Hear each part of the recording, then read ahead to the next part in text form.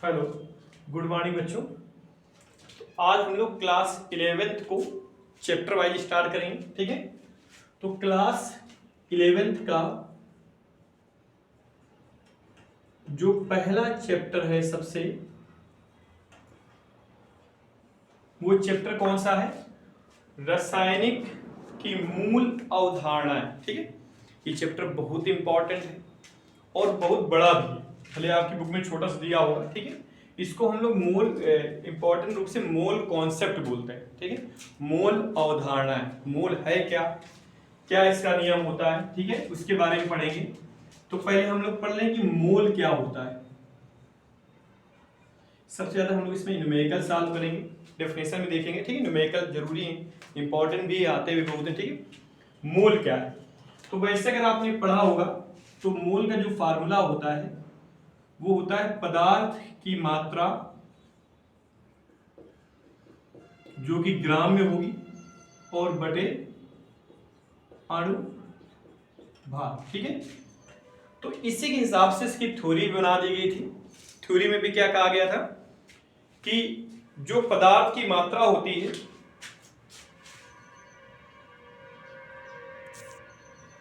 ठीक है, जो पदार्थ की मात्रा होती है वो ग्राम में ली जाएगी और अणुभार हम पदार्थ के हिसाब से निकालेंगे, ठीक है। वो आपको 1 से 30 तक कम से कम याद होना चाहिए।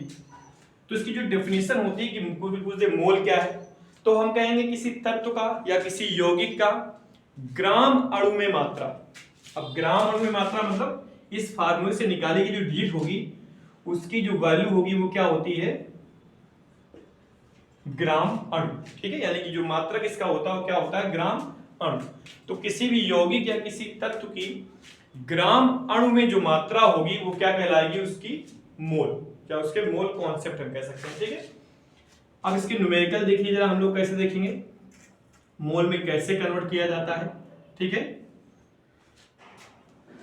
जैसे फर्स्ट नंबर सवाल आ गया कि 20 ग्राम सोडियम हाइड्रोक्साइड के मोल कितने होंगे, ठीक है। या 20 ग्राम में सोडियम हाइड्रोक्साइड के कितने मोल उपस्थित है। तो हमें कुछ नहीं करना है, सबसे पहले हमें क्या निकालना है? अणुभार निकालना है। जैसे सोडियम हाइड्रोक्साइड है तो हमें देखना है तत्व कितने, जैसे ये सोडियम है तो सोडियम का अणुभार कितना होता है? 23, ठीक है। तो 23 रख ले। अगर यहाँ कोई डिजिट रखा होता कि Na2 होता तो 2 का मल्टीपल कर लेते, 23 फिर प्लस मार्क लगा दो। अगला आइटम कौन सा है? ऑक्सीजन। ऑक्सीजन का मॉलिक्यूलर वेट कितना होता है? तो 16 होता है इसका। अगर इसमें भी कोई डिजिट लगा होता तो उसका मल्टीपल हम करते। हाइड्रोजन का मॉलिक्यूलर वेट कितना होता है? 1। 8 करो कितना आएगा?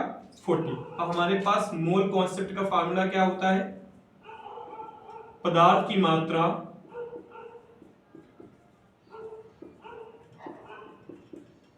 बटे अणुभार, ठीक है। तो पदार्थ की मात्रा हमारे पास सवाल में दी हुई है, कितनी है?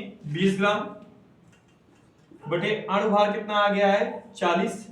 डिवाइड करेंगे कितना आ जाएगा? 1/2, यानी कि 0.5 मोल प्रेजेंट होंगे किसमें? 20 ग्राम सोडियम हाइड्रोक्साइड में, ठीक है। बिल्कुल इजी है। सबसे प्राथमिकी इसे तुम बोल सकते हो, सबसे इंपॉर्टेंट और प्राथमिकी। ये आगे हम बहुत सी चीजें में पढ़ेंगे, मोल कॉन्सेप्ट बहुत बड़ा, ठीक है। एक एक पॉइंट देखेंगे, अणु कैसे निकाले जाते हैं, वेट कैसे निकालते हैं, रिएक्शन मैकेनिज्म, सब कुछ देखेंगे पहले, फिर धीरे धीरे लेकिन, ठीक है। तो ये हमारे पास क्या हो गया? Mole concept. इसके बाद देखिए हम लोग क्या करते हैं, इसका और एक एग्जाम्पल ले लें, ठीक है। सेकंड नंबर देखिए, इसका एग्जाम्पल क्या आ जाएगा? जैसे 7.1 ग्राम HCl के मोल ज्ञात किए। चलिए फटाक से पुश करके आप लोग इसके तुरंत मोल निकालिए, देखिए कितने मोल आ रहे हैं, ठीक है।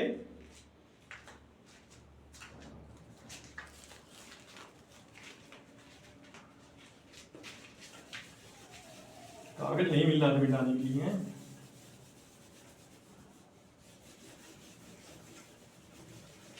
चलिए देखिए, इसमें अगर हम देखें तो 7.1 ग्राम है और HCl का अगर आप मॉलिक्यूलर वेट निकालते हैं यानी कि अणुभार, तो हम देखेंगे H का होता है 1 और Cl का होता है 35.5, ठीक है।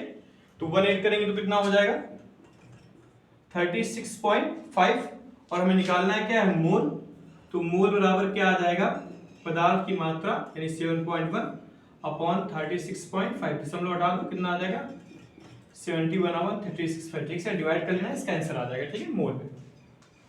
अब देखिए सवाल में चेंजमेंट क्या होते हैं कि कभी कभी वो मोल दे देंगे। देखिए सवाल को हर तरीके से आपको पढ़ना है, सवाल किसी भी तरीके से आ जाए तो आप लगा ले जाए आसानी से, ठीक है।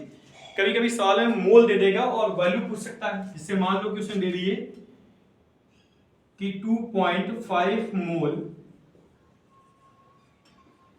सोडियम सल्फेट Na2SO4 होता है, सल्फेट की कितनी मात्रा उपस्थित है। उपस्थित हमें निकालना है। तो देखिए सवाल को थोड़ा सा उसने घुमा दिया, अभी तक हमें वो मात्रा देता था, अणुभार निकाल ही लेते हैं और हमसे मोल पूछ लेता था, यहाँ उसने मोल दे दिया है और हमसे किसकी डिमांड की कि मात्रा निकाले, ठीक है। तो ठीक है, कोई दिक्कत नहीं, सवाल को वैसे ही लगाना है, बस जो नहीं दिया हुआ उसको हम नहीं लिखेंगे। तो हमारे पास मोल दिए गए, तो पहले मोल लिख लीजिए आप, मोल कितने हैं 2.5 मोल है। इसके बाद अणुभार हम निकाल लेंगे पहले, तो अणुभार Na2SO4। तो यानी कि Na का जो मॉलिक्यूलर वेट होता है कितना होता है 23, लेकिन Na2 है तो 23 में क्या करेंगे 2 से मल्टीपल कर लेंगे, फिर प्लस लगाएंगे, फिर है S का मॉलिक्यूलर वेट कितना होता है 32 प्लस, फिर ऑक्सीजन का मल्टीपल मॉलिक्यूलर वेट कितना होता है तो 4 × 16, ठीक है, 4 क्यों किया क्योंकि 4 डिजिट थे उसके, ठीक है, ऐड कर लो ये 46 हो जाएगा 32, और यहां पे अगर हम मॉलिक्यूलर वेट जोड़ेंगे तो कितना आ जाएगा 64, ठीक है, इसको ऐड करेंगे तो 6 2 8 हो जाएगा, 8 और 4 12, 2 आ जाएगा, यानी 6 3 9 9 4 कितना हो जाएगा 13 13 और 1 कितना हो जाएगा 14, तो 142 इसका क्या आ जाएगा मॉलिक्यूलर वेट। अब हमारे पास कॉन्सेप्ट क्या होता है, मोल बराबर पदार्थ की मात्रा बटे अणु, ठीक है। तो मोल का मान हमें दे दिया गया है कितना है 2.5, पदार्थ की मात्रा नहीं तो x मान लेंगे, अणुभार कितना है 142, तो इसका क्या होगा इधर मल्टीपल हो जाएगा, तो x का मान कितना आ जाएगा, x का मान आ जाएगा 142 × 2.5, इसका मल्टीपल करा देंगे तो कितना हो जाएगा 50 आ जाएगा, यानी कि 0 25 को ये 100 हो जाएगा, 100 यानी 105, 5 हम लिख देंगे, 25 से कलम 25 10 35 हो जाएगा, और 1 दशमलव हमें लगाना है तो यहां हम लगा देंगे, तो हमारे पास कितनी डिजिट आ जाएगी 355 ग्राम, ठीक है। ये हमारे पास फाइनल क्या आ गया है आंसर इसका।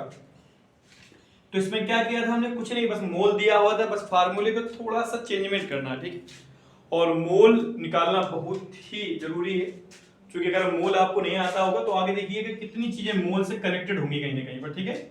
तो आज हम लोगों ने मोल के बारे में अच्छे से पढ़ लिया है, ठीक, कल से इसके डिटेल वीडियो चालू होंगे, यानी अब वीडियो थोड़ा सा लॉन्ग रखेंगे, लगभग 30 से 35 मिनट की, ताकि एक अच्छे से डिस्क्राइब हो सके, कम से कम उसके अच्छे से न्यूमेरिकल लग सके, ठीक है।